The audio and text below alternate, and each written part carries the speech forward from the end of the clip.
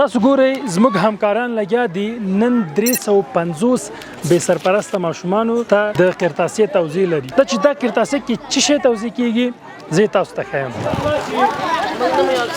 السلام علیکم. وعلیکم السلام. تا واخیسته دا شیان؟ آفرین. چې درکړل کتابچې دي پرکار ودرېږه کنه راوا بیړو. ته څوم صنف کې یې؟ شپږم کې. اوهو څو دانې کتابچې دي؟ 12 دانې. دا 12 دي؟ او دا څو دي؟ دا هم 12. 24 دانې. 24 کتابچې دغه دي. موږ ته خو مکتب وخت کې چا هم نه راکولې. مزې تاسو وکړې. دا پرکار ده؟ دا د هندسي اړوند دا ښایسته ښایسته رنګي دي. او ماشاءالله.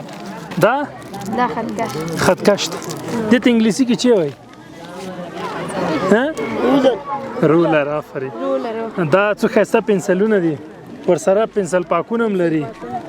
او دا قلمونه دي 2 دانې به. ماشاءالله.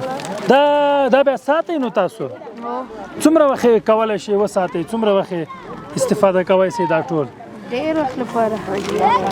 ها ماشاءالله. او د دې ترڅنګ د دوی لپاره نن یو علمي او سیاحتي سفر هم په نظر کې نیول سوی و چې دوی دلته لوبې وکړي، ساتیري وکړي.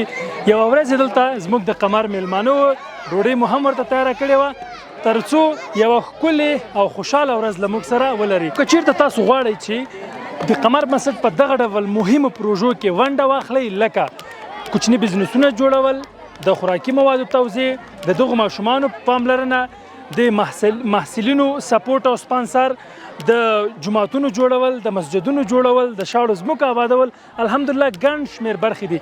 که غواړئ چې تاسو د دغو ټولو لاسته راوړنو او د دغو فعالیتونو برخه وګرځئ، تاسو ته د هیلپرز کلب لینک پر سکرین ښکاري.